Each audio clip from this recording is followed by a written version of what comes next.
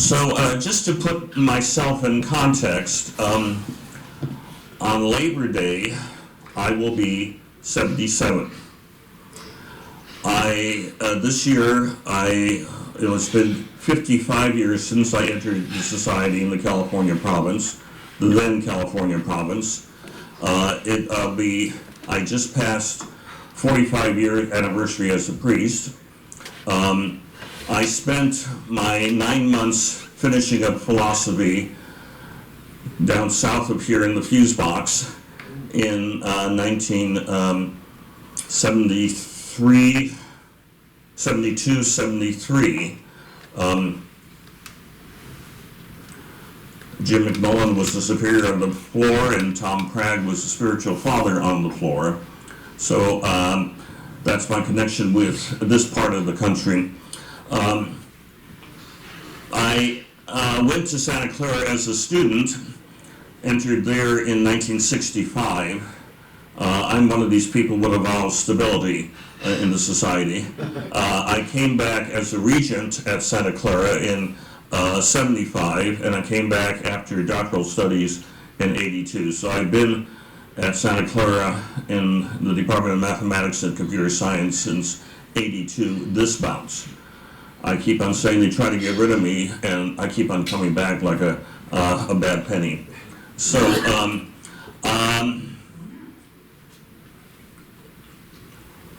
I've been teaching mainly computer science and mathematics, although a few years ago, this is what happens when they put you on a search committee, and the search comes up with unfavorable candidates to the president. I was on a search committee to choose a new director of campus ministry. And at one point I said to the other people on the search committee, and the committee was being chaired by the chief financial officer of the university, who was also a deacon, and I made the comment, I'm not very impressed with these CVs. I think I have more experience than any of these people. And then somebody said, "Oh, Dennis, you'd make a great director of campus ministry." And I said, no. But then behind my back, they were cavorting, and the president didn't really like the last two candidates, so my arm was twisted, and for 3 years I was interim director of campus ministry at Santa Clara. Little did I know that during that time we would have the lockdown because of the pandemic. So it's hard enough trying to be director of campus ministry to college students nowadays, but when you have to do everything by Zoom, it's even harder. So every Sunday morning I would set up a little chapel in the back of the Mission Church and start the live stream and twist arms of guys in the community to come and celebrate Mass in front of a video screen, with me being the only one there live giving the responses. Happily, after 3 years of that, I had a sabbatical, and now I'm going through another phase in life called phased retirement. So I have 2 years down, 3 more to go, and when I turn 80, if I'm still alive by then, I hope to be out of the classroom and just spending more time helping out on campus and with the local Carmelite monastery.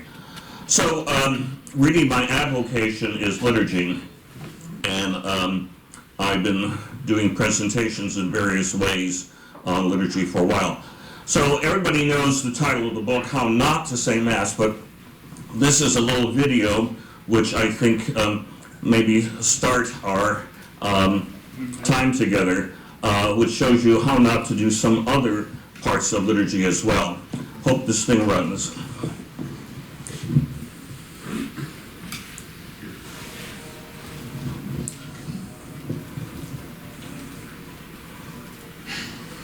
Watch the kid at the end.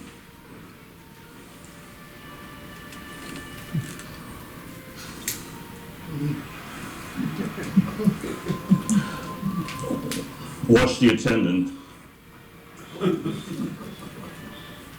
Watch the kid.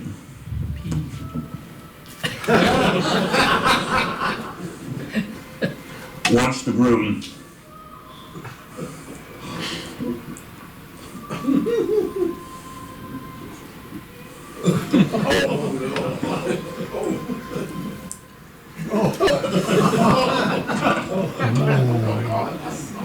Watch the photographer.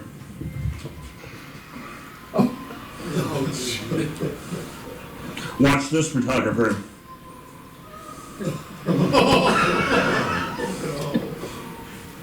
Watch the kid's foot.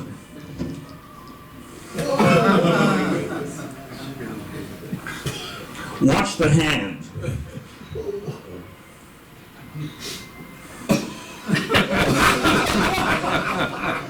Now look down the aisle.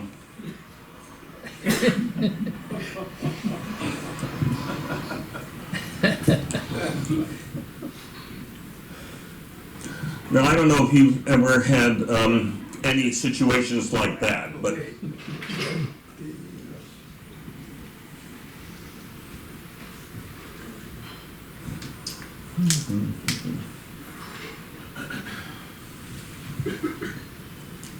see if this works. Yeah. Okay, so this morning I'm going to try to do some general things. Maybe this is better. And the first presentation will be basically about a meeting I was at the first week of this month in July, which was in Cebu. And we talked about Desiderio Desideravi and Liturgy in the Society of Jesus. So this is a general type of presentation, and some of the topics that arose because of our discussion were some of the stuff that also Phil had solicited from the community over here. So I'm going to try to go through four major topics. The Jungmann Society Congress, and then two topics that came up, which one would be Ars Celebrandi and Desiderio Desideravi, reflections on the discussions that we had, and then some questions and answers about this particular topic itself. So, first of all, the Jungmann Society Congress that took place in Cebu. Jungmann Society is a group of Jesuits that are interested in liturgy. A number of them are associated with liturgy in one way or another. Some are faculty who are teaching liturgy, whether in Rome or in the US or other parts of the world. A number of them are younger Jesuits who are interested in liturgy in a different way. For example, musicians. So there were several Jesuit musicians who were there. And there are others who were like myself. I don't teach liturgy, I just write about liturgy, and I try to make a living by teaching mathematics to fine young minds. Too bad they can't add fractions to make my life easier, but nevertheless. So we've been meeting every other year since 2002, and the first meeting was actually called by Father General Kolvenbach in Rome, and that was before technically the Jungmann Society was established. And about 200 Jesuits appeared in Rome with some visitors. Father General Kolvenbach was there and gave a presentation. We met at the Christian Brothers Center in Rome, which has a marvelous aula and the ability for simultaneous translation. So at that meeting, we had so many people from different countries that we had simultaneous translations in German, Italian, Spanish, and French. Since then, we've given up on simultaneous translations and just do all the presentations in English. Since that 2002 meeting, we've met approximately every 2 years, except that the Rome meeting that was scheduled for 4 years ago was canceled because that was the time of a worldwide lockdown. So we had to postpone the meeting from 4 years ago for 2 years, and we had the Rome meeting 2 years ago. And we did half of it by Zoom too, so that it was live streamed. The topics vary. The first one was just a general introduction for liturgy and liturgy in the Society of Jesus. Bob Taft gave a wonderful talk about Jesuits and liturgy, whether it's an oxymoron. And it was an edited version was published in Worship magazine, which has been circulated in various forums among Jesuits. Since that time, we've looked at different topics. One was enculturation, when we had a meeting in Thailand, in Bangkok. Popular devotions, we looked at that when we met in Nairobi. Liturgy and the art. We had a meeting in Tampa a number of years ago, and architecture and art was brought in, and music. Liturgy and the apostolic preferences. Cardinal Cherney from Canada gave a wonderful talk on liturgy and those at the edge, migrants of society, on that apostolic preference. So there have been a number of topics that have come up. This last meeting took place, as I said at the beginning of this month, in Cebu, in the Philippines. It seems like these meetings take place in exotic places, but we've tried to rotate it so that Jesuits from certain countries, it's easier for them and cheaper for them to go to a certain place than it would be for other places. And then there's the issue of visas and entries from Jesuits from certain countries into other countries. So that's why this year we hope that by having it in the Pacific Islands, that it would be easier for Jesuits from Asia and the Pacific Islands to come to the meeting, which it was. We had the largest number than we've had in a number of years. So the topic this year was liturgy and liturgical formation in the Society of Jesus. At one of the earlier meetings, there was a concern about how do we train people all the way along in studies. If people want to become priests in a diocesan environment, then usually from the first day that they enter, they're acclimatized to celebrating at least part of the liturgy of the hours in common, that they are taught how to serve Mass, and so on down the line. That doesn't typically happen in training in the society, because we're enculturating people into the spirituality of Ignatius and the traditions of the society. And there's a concern.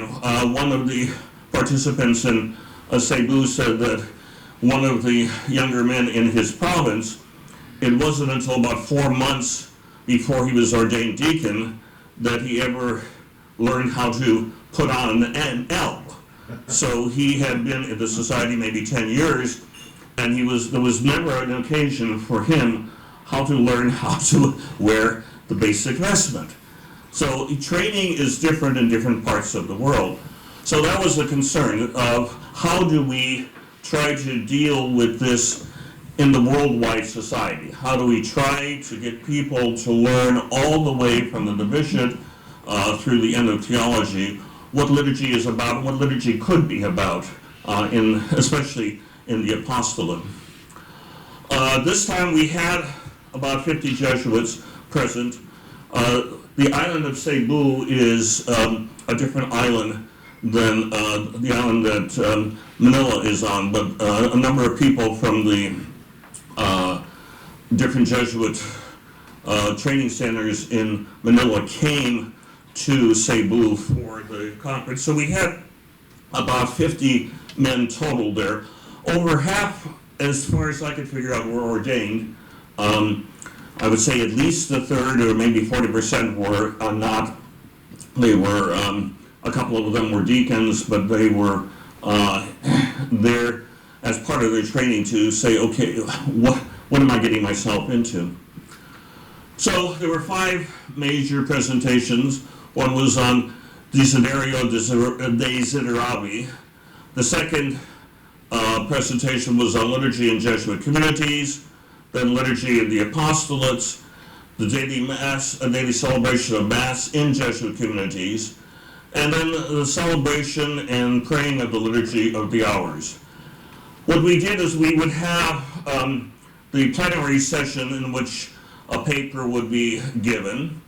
There was a little time for quiet reflection, and then there were some questions and answers, and then we broke out into 5 smaller groups, maybe about 10 people each.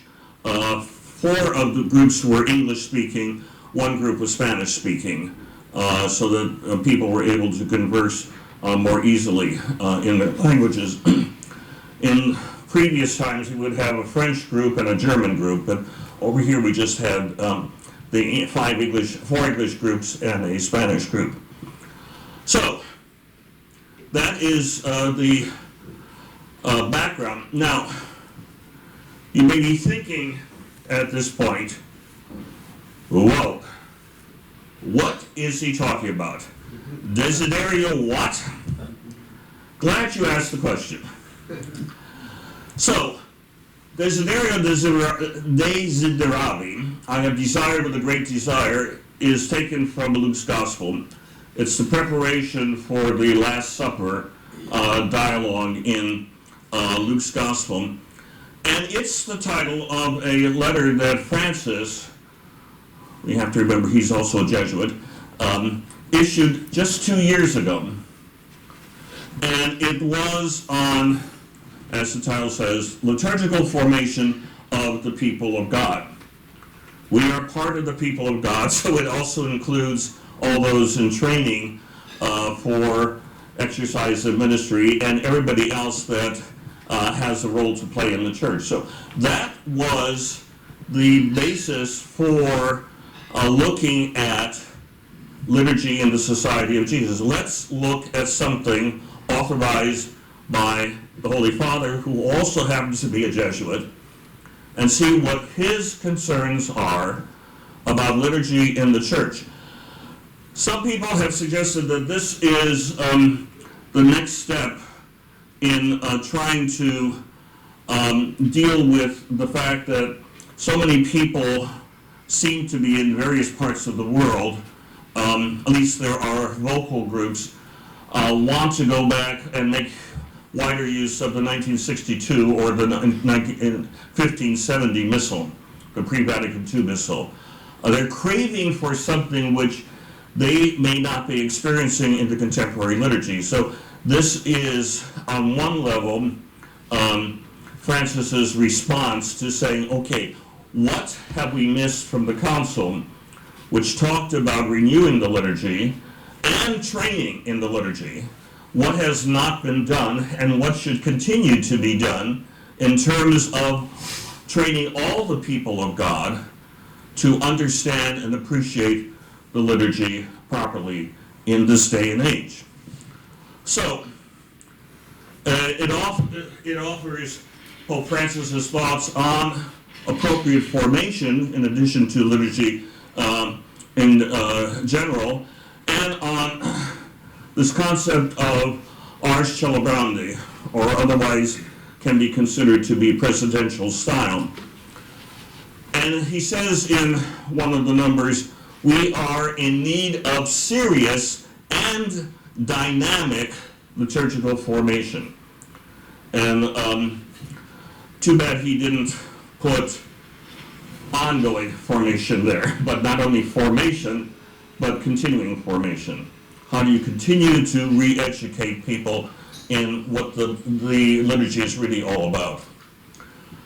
So there's this other Latin phrase, ars celebrandi. Ars celebrandi, in a sense, flows from Sacrosanctum Concilium, the Constitution of the Sacred Liturgy, number 11, which bears the entire, or more or less the entire paragraph. Pastors of souls must therefore realize that when the liturgy is celebrated, something more is required than the mere observation of the laws governing valid and illicit celebration. It is their duty also to ensure that the faithful take part fully aware of what they are doing, actively engaged in the rite, and enriched by its effects. So there's this key phrase over there, something more, which I have in blue, something more than the mere observation of rubrics. Rubrics are important so that we get from the beginning to the end, and we have something that is, we hope, licit and valid, but there is something more than that. What is this art of celebrating?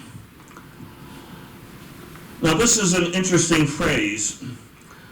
The actual phrase of ars celebrandi does not appear in the Constitution for the Sacred Liturgy. It is this paragraph that does appear in the Constitution of Liturgy.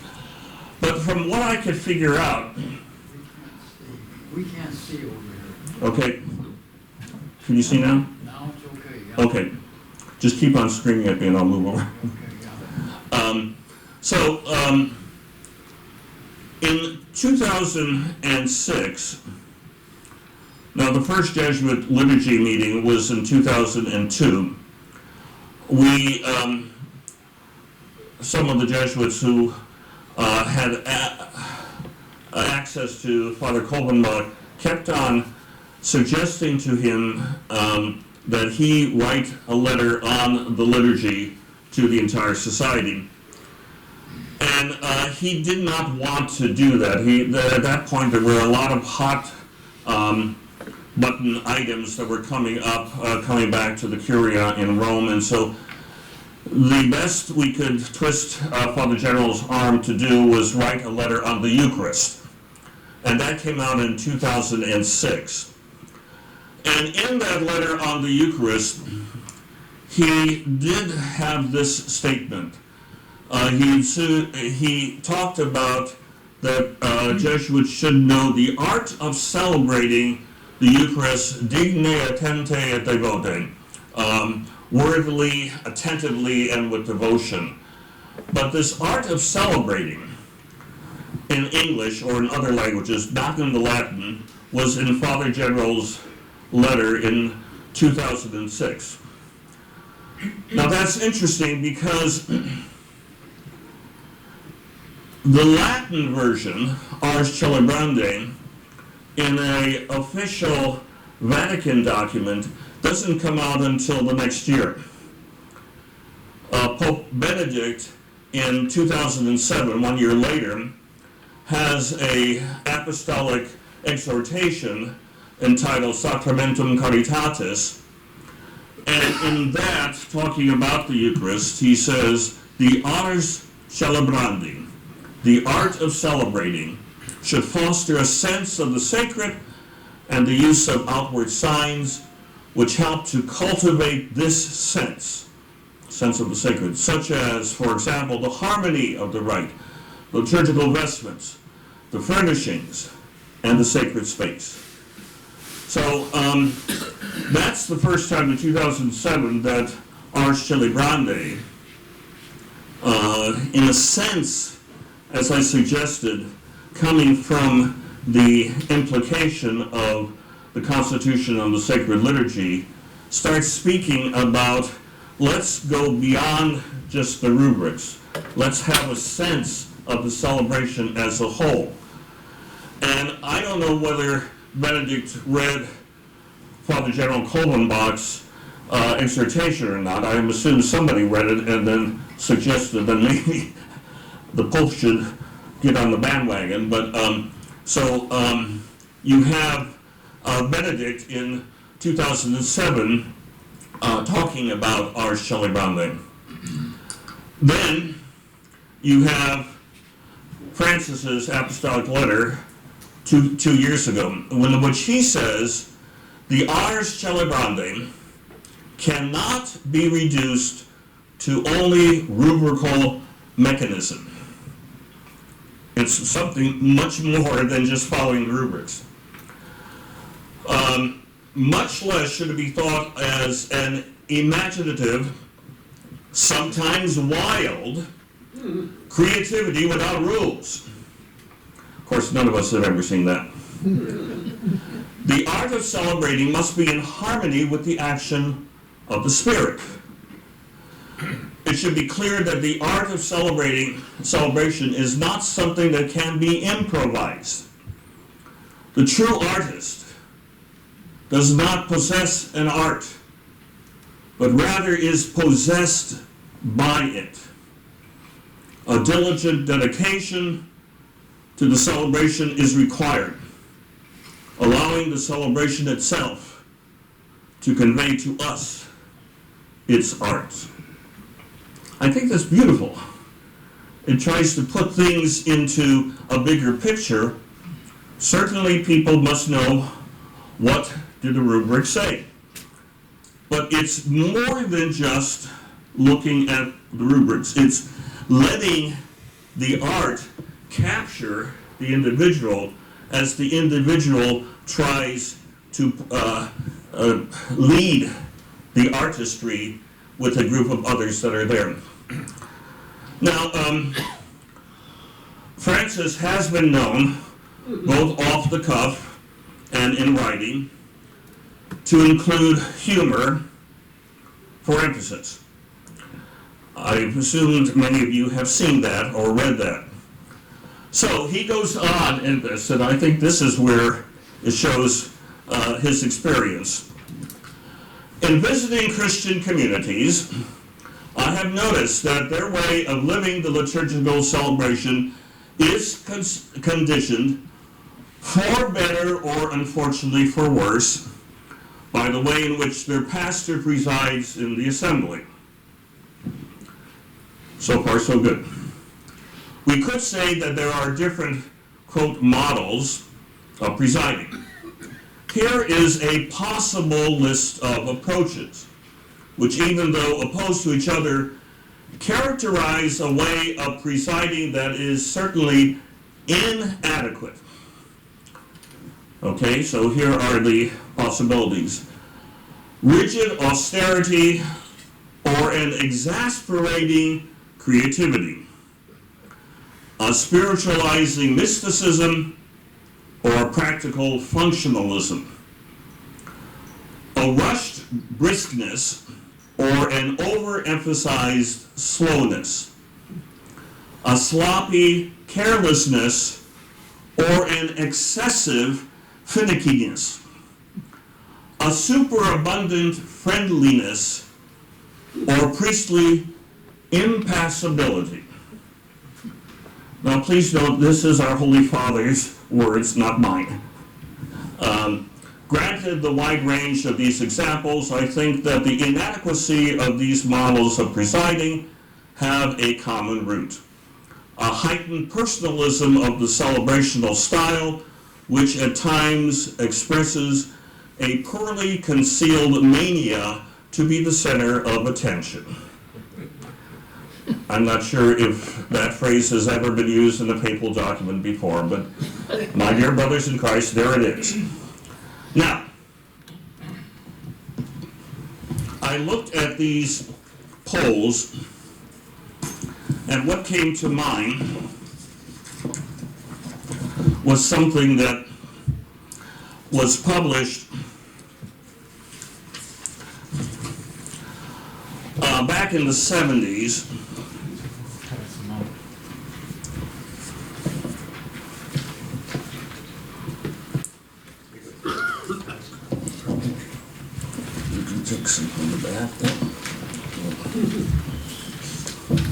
So this is the description in pictures of some of these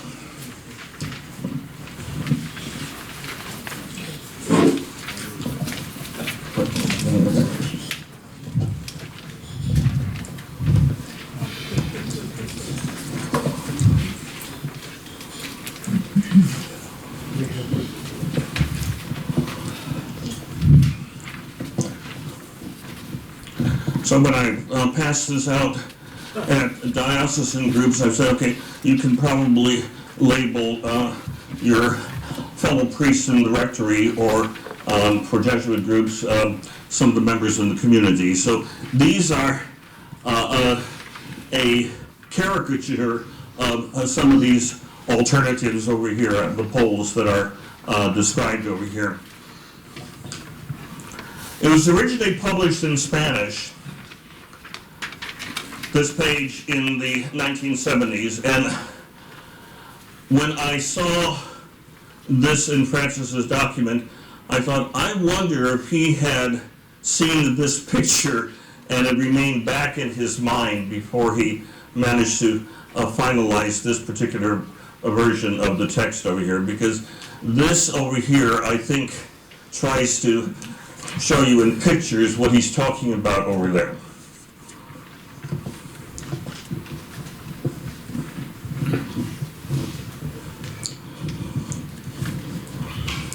So that is the background on this document. So in general, as you can see, the title, the phrase Ars Celebrandi tries to convey the reality that liturgy is truly an art form, not merely a set of rubrics, although the rubrics are our guide. What are we supposed to do next? And that all who gather are contributing to the beauty and joy that the worship of God and the reception of God's blessing should exhibit. Grasping this concept of Ars Celebrandi means that the presiders should understand the why of the rites in addition to the how. They need to have a feel for how this thing flows, one after the other, in its totality, not merely remembering what part follows which part. So it's this sense of the whole. It's this art grasping the person who is leading the worship service, whether it's the Eucharist or something else. So flowing from this presentation on this document, so this was the beginning document that we heard about in this conference. Then we heard the 4 presentations about liturgical practices in the society. Okay, so what did I hear when I was in one of the small groups, and I was a recorder for the small groups and had to report back? So you have 50 Jesuits who are listening to what our Holy Father just 2 years ago tried to talk about. How do we celebrate? And what should we be doing when we come together, the people of God come together to celebrate the Eucharist and the other sacraments? So the conversations were about personal experiences in different communities. And so this is just trying to summarize what I heard in my small group. Many were generally happy with the liturgical experience in their communities, although some suggested ways to expand liturgical life. For example, communal penance services in the community, communal anointings done with the fullness of the possible rubrics, celebrating one of the Liturgy of the Hours together.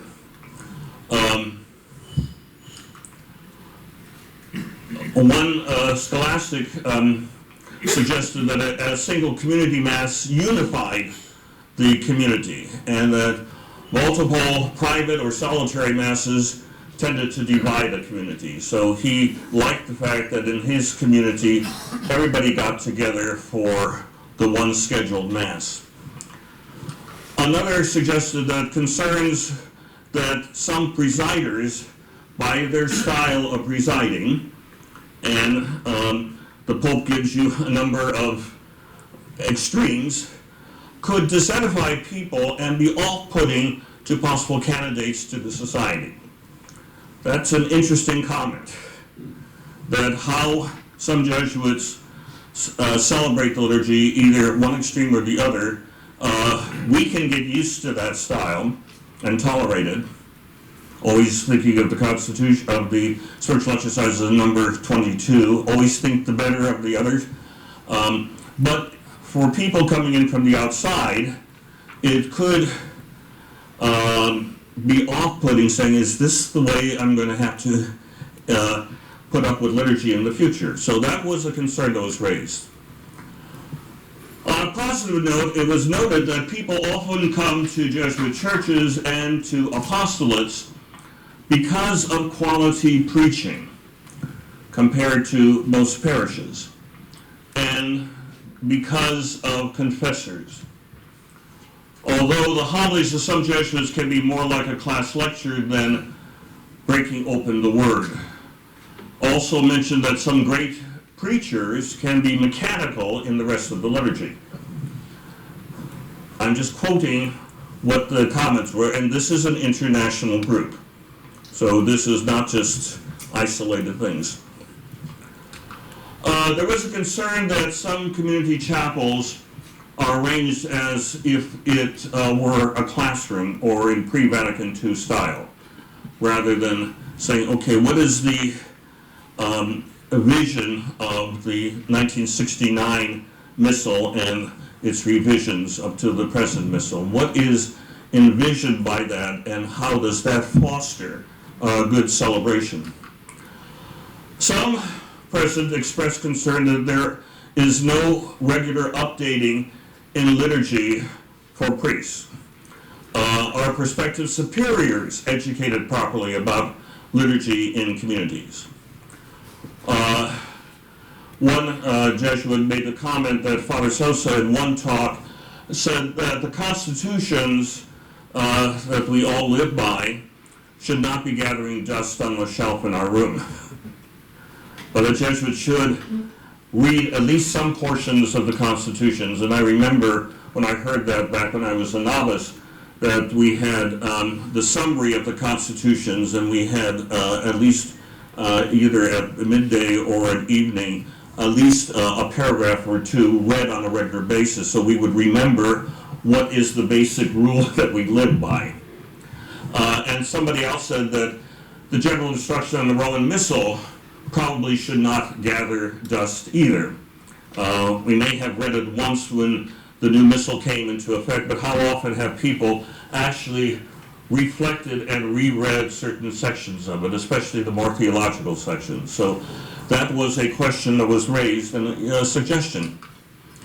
Some expressed concern that students at schools, in many cases, experience wonderful liturgies, but then there's a culture shock.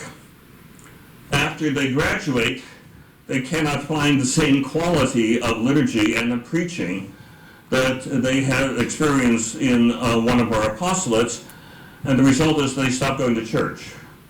So how do we prepare students that go to our schools for life outside the school, life in the real world, including parish parochial life in the so-called real world? Some raised the question of how do the constitutions of the society and the spiritual exercises influence how Jesuits preside? Do we ever speak about the exercises in homilies or make a connection? Monday, as you remember, is the feast of St. Mary Magdalene, and in my homily at the Carmelite Monastery near Santa Clara, at 7:15 in the morning, I'm not quite sure if the nuns or anybody else there is awake, but I tried to give them a good tidbit. I suggested that Mary Magdalene was the first person to make a Jesuit retreat because she did all 4 weeks of the exercises. She had demons expelled. She traveled with the Lord as in week 2. She was there at the crucifixion as in week 3, and we certainly know that she was there at the risen Lord appeared to her after the resurrection, so week 4. So she made all 4 weeks of the exercises in her life, literally. There was a concern about proper formation of younger Jesuits in liturgy. And as I mentioned earlier, in one province, a man never wore an alb until a few months before his diaconal ordination. So scholastics desire to have models and mentors for liturgy. This occurred in more than one conversation on feedback. How can they get some of the older fathers, as it were, who have a good liturgical style, to be willing to mentor younger Jesuits in how well they're doing? I used to regularly give workshops to this institute called the Vatican II Institute, held at Menlo Park at St. Patrick's Seminary. And I had told the assembled group of sabbatical priests that they should, on occasion, have themselves videoed when celebrating Mass, and then to watch what they look like to the people, because that rarely happens. And I got an email from one of the priests at that group saying, would you be willing, if I came, to watch me do a dry Mass? And I said, what I would prefer is if you could have yourself videotaped and send me the tape. This was in the days before you could find stuff on YouTube. And he did that. He sent me the 8-track, or the large cassette, and I watched it, and then he came over. He was in town for a meeting, and so I critiqued him. And I offered to do that for the scholastics at this meeting. I said, you know, around the world we can easily contact each other by Zoom, or you can record yourself and email me the video of yourself, and I'll be willing to critique you and to say, okay, do you realize what you're doing here? You may need a stiff drink before getting my response, but nevertheless, you could do that, and I'd be willing. And, you know, a number of people started clapping because they did not have those mentors that can help them learn. It's equivalent to having a good drama coach. If somebody wants to be a good actor, you need somebody to say, have you thought about doing it this way? Do you really realize what you're doing by doing that? Some also, since this is a hot button topic, the Liturgy of the Hours in Jesuit communities, some express positive experiences of celebrating at least one of the Liturgy of the Hours with other Jesuits. One example was in one community, there were maybe 3 or 4 guys who get together after dinner and pray night prayer together. And it's another way of bringing the group together in an official liturgy of the church. Some provinces used to have the litanies after dinner, and that usually went in one ear out the other. But this is a way of making use of the official liturgy of the church in a different format that is non-Eucharistic, that can bring people together. When I've stayed in a couple different diocesan rectories, when I've been on sabbatical, it is not unheard of in some of these places for the priests of the house to get together and celebrate Vespers before an evening meal. It takes only 15 minutes. They gather at 5:15, and then they have, the cook comes in at 5:30 and say, dinner's ready. But they get together because they're doing public masses during the day, so to have yet another Eucharist doesn't make sense. But to celebrate evening prayer together does make sense for them. So many younger Jesuits are in fact familiar with celebrating the Liturgy of the Hours, because in a couple of the different novitiates in the assistancy, they get together for perhaps morning prayer or evening prayer or both. There was a concern about the quality and length of homilies, especially at community liturgies. I'll say more about that at this afternoon session. So that is basically my major thoughts for this morning. I wanted to set the stage. I wanted to give a broader type of background, and I thought it would be interesting for you, based off of some of the comments that I had seen that Phil gathered from you, to and knowing the issues that were raised, to say, okay, some of the issues that I heard being raised here, or I read being raised here, they're not just localized to Missouri. These things are issues that seem to affect Jesuits throughout the world. And there is concerns, especially among younger Jesuits, to help them learn how to celebrate the liturgy well.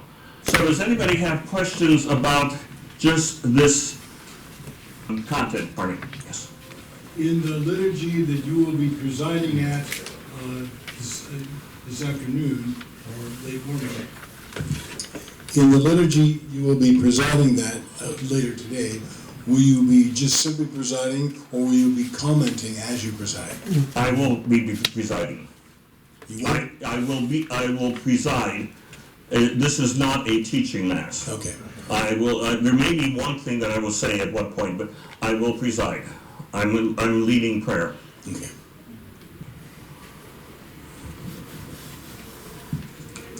I wonder whether anybody has ever asked, what do people who come to Mass hope for and expect? That's a good point. We, at one point, the question of concelebration came up, and there was different practices around the world, as to be expected, and even within the same province, different practices from different communities. And our final, next to final major liturgy was with the Archbishop of Cebu in the Jesuit parish in downtown Cebu. We were in the retreat center on a hill, and that's where the meeting took place. But we were going to this, and one of the local people had said, well, is there going to be a good celebration or what? And a number of guys said, well, why have to dress up in the hot weather and everything? And one of the local Jesuits said, there's going to be a lot of people there, and it will be beneficial for them and impressive for them to see so many Jesuit priests together, praying together in a Jesuit church on First Friday, Sacred Heart, a popular Jesuit devotion. So he gave us some of the background that really changed the mind of most guys. The albs and stoles were provided, so we, when we got to the church, we all vested to concelebrate. But the initial thing is, well, during our liturgies at the conference itself, we did not concelebrate. But this was a case where the local Jesuits said the piety of the people should be taken into account, and they would be looking forward to seeing and be impressed by the number of Jesuits coming from all over the world, and in a sense being fellow presiders with the Archbishop of Cebu at this liturgy. And afterwards there was a Eucharistic procession to a side chapel, independent church, for prolonged adoration afterwards. So yes, there are places where feedback has been solicited from the people of God. When I became director of campus ministry, I had a survey done for the masses that we had at Santa Clara, just to try to get some feedback. What did they like about the liturgies at Mission Santa Clara? Where do they see need for improvement? And I got an earful. Here. I appreciate very much your presentation. I had no idea there was such an organized and widespread study of the liturgy and concern about the liturgy. So I never thought of putting it in that broad context. So thanks very much for what you've said. Great. And Desiderio Desideravi is easily available on the Vatican website, in case you want to read the full thing. Realistically, what are you trying to accomplish with this particular group of Jesuits? Because the way I attend Mass, the way I can't celebrate it in the sense of being the celebrant by reason of bad eyesight by reason of being not able to stand, I'm not sure what I can learn. I know that some of the celebrants here I can hear, and some I cannot. So, my concern is, I hope I can hear this guy. I'm just not sure what realistic expectations you or we can have by way of celebrating Mass. I think we are at a point in our lives where we want to do it right. I mean, but what does that mean for me, for us?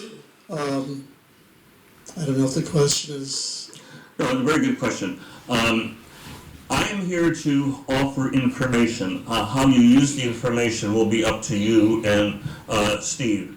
But I had hoped that in trying to disseminate what the ideals are, especially what Francis, who knows Jesuits very well, and as Pope has had to deal with a lot of pushback to do the post-Vatican II liturgy, he is trying to give us a vision of how the people of God can learn about the liturgy and how those who preside at the liturgy can better help the people of God give praise and worship to our loving God. The thing about hearing presiders, I was at the funeral of my college roommate's mother at a local parish. This was a number of years ago, and I was asked to give the homily, and afterwards I left the church, and one of the ladies that were there came up to me and said, "Father, I loved your homily." And I said, "Thank you very much. What did you like about it?" And she said, "Father, I could hear it. I can't hear the priest at this parish." And within the last month, I was celebrating a new Mass at the Mission Santa Clara, and somebody who I always see moving over to the side, because that's where the speaker is, one of the speakers is closest to him, and he would move over to the side and sit right next to this old confessional where the speaker is. And he came to me afterwards and he said, "Father, how are you wearing your microphone?" I said, "I'm just over the ear and around the side of my mouth, just like the other priest." And he said, "I can't understand the other priest, but I can really understand you." So sometimes it just takes the fact that people are made alert to the fact that some people can actually hear them and they can't hear other priests. Word can spread out that perhaps people need to speak slower, more distinctly, and make sure that they don't swallow their words, so that people who have these things in their ears, like I do, don't have to crank them up even further. But that's really a good point. So that may be something that now that it's been raised, maybe some celebrants who are presiding will be more attentive to make sure they speak slowly and distinctly so that the community can hear.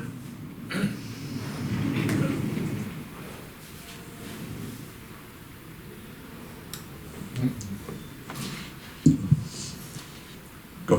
Here's more for your earful.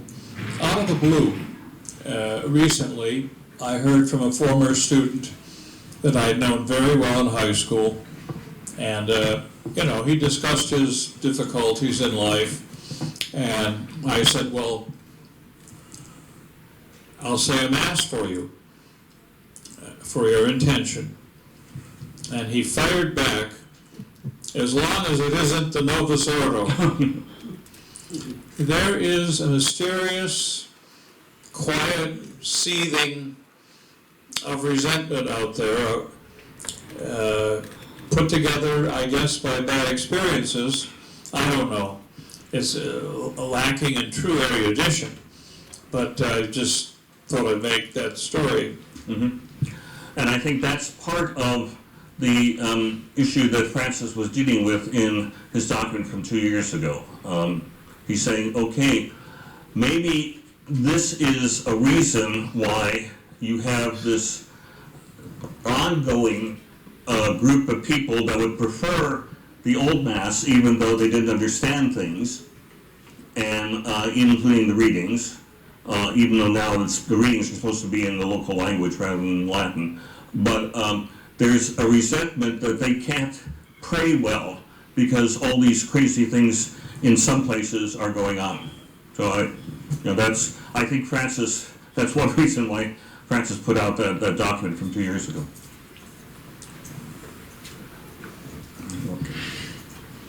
It strikes me immediately that one of the this problem is an individualized piety. This is I go to my Mass and I want a particular experience, and it's a sort of consumer mentality, actually. We act on the basis of our preferences and our desires in so many ways. Car that you have, the clothes that you wear, etc. But we're trying to get a sense of, we do this together. Mm-hmm. And it seems to me that's a real problem. So there has to be, if you will, an ars celebrandi on the part of the congregation, just as much as there has to be on the prayer leader. Yeah. And if people go to church and they don't want to sing, it was said that there was a choir leader who went to John the 23rd and complained to him, the people when they sing, they slow and they sing off key, and John the 23rd's response is, yes, but at least they're singing. You're not going to get a Palestrina or the Mormon Tabernacle Choir in a typical parish church. But if people are there together, they can belt out a good song. When the local Carmel, please keep the nuns in your prayers, they're down to 5 nuns. If they go down to 4, the bishop's going to say, think about moving, or you do have to do something with your association, because that's the bare minimum that they can deal with.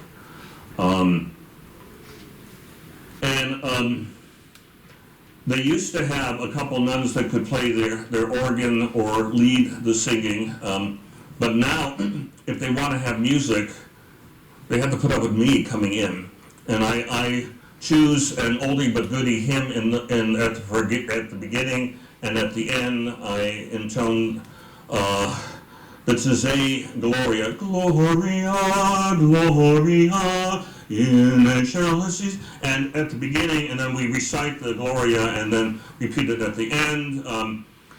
I intone the Alleluia. At communion, I sing the preface, the Gregorian chant preface, and I begin a Holy Holy. I do an acclamation, but the acclamation is something that a lot of people know because it's the same melody as Ubi Caritas, which everybody knows, when we eat this bread. And people have learned that, and they sing out full voice. The Amen they know. I do the Latin typical Agnus Dei, and I usually pull out an oldie but goodie like the Ode to Joy or Holy God, we praise thy name. And if you give people stuff that they know how to sing, they enjoy singing, and they say, okay, this is better than silence, which they have to put up with the other celebrants who can't sing. So I think that if people have a good experience of the liturgy, they can buy into it. Unfortunately, I'm drained at the end of the liturgy on a Sunday morning, and I take a long nap in the afternoon before I go swimming.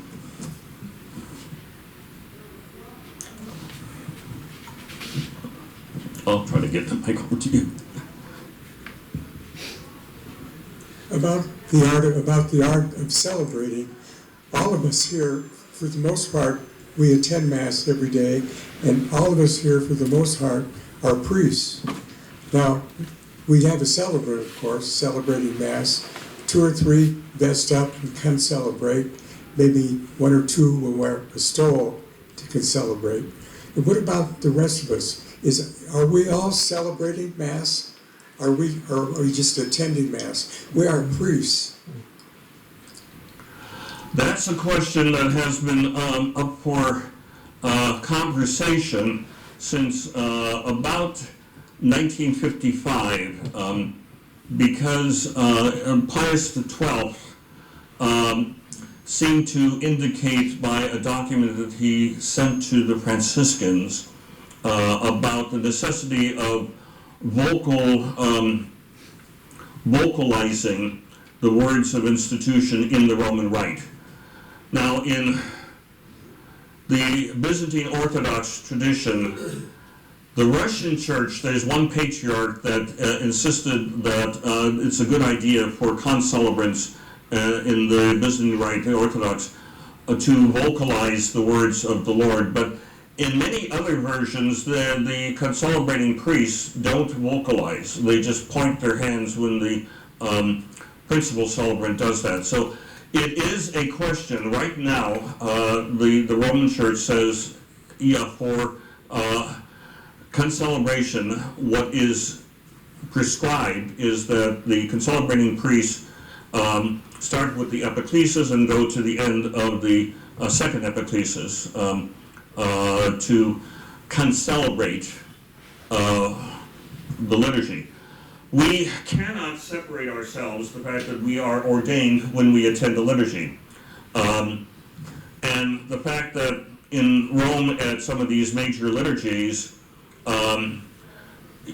typically within St. Peter's, you don't have everybody who could concelebrating. So a lot of times the cardinals will be there in choir dress and bishops will be there in choir dress, and there'll be a certain few that will be designated as concelebrating with whoever is the principal celebrant, whether it's the Pope, who hasn't done it recently too often, or he delegates one of the bishops to do it in his place. But technically, according to this decree from Pius XII in the 50s, to concelebrate rather than just attend, even if you're a priest, you need to vocalize the words of institution. That's all I could give you the information. I'm not sure I agree with it, but I can give you the information.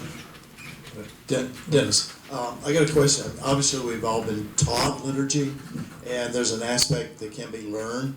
But this Ars Celebrandi, how much of it can be taught, and how much of it is a skill set that the individual just has that's unique to him? I think it's something similar to playing the piano. I can also use the image of doing mathematics. It is not a spectator sport. People have to learn how to do it properly.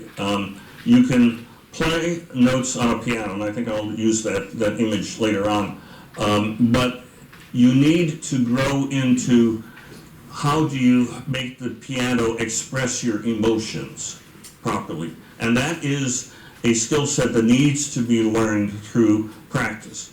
That's why it seems so important that in the society people, for example, with Liturgy of the Hours, if novices or scholastics gather together in their houses of study and learn how to lead others in prayer, and anybody can lead the Liturgy of the Hours, it is a way of initiating them into the Ars Celebrandi. Same thing with deacons. If during the deacon year they are actually present and learn and are mentored and see themselves on video with a mentor that can critique them, I think that is a way of helping them learn this Ars Celebrandi. Let's have two more questions and then we're almost 10 after you. The question of concelebration, mentally or spiritually or mistakenly think that, of course, when I go to Mass here, I'm concelebrating. Everybody celebrates. Yep. And we say, some people don't and some people do, seems to me is a misbegotten understanding of what liturgy is about. Yeah. Some people would like to say that ritually can celebrate, and it would try to get another term in. But I think that we all have to, whenever we come together, everybody present is a con-celebrant. We all celebrate according to our order in the church. But we all celebrate together. We are all con-celebrants. And I think that's an important thing that the people in the parish need to learn. That we all celebrate. We all have a role to play in the mystical body, and that's what the Constitution of Sacred Liturgy says, that everybody should do all, but only the things according to his or her rank and order. And how we express that, and whether we need to express it at every single liturgy. Most dioceses suggest that it's only time you should have more than one deacon is when the bishop is present. But if a parish happens to have 10 deacons, they don't all vest and just sort of stand like glorified altar boys on the side. If there is need for the deacons to help, that's a good thing. But they can be deacons there without having to vest completely and be in the sanctuary. I have been very consoled to hear something that you had said and have stressed, and that is that the problems that we have here, or in our province or in our diocese, are found all around the world. It's not just us, in other words, that are struggling to figure out how to celebrate effectively the liturgy. The second thing I want to add, and that has to do with something you said about yourself.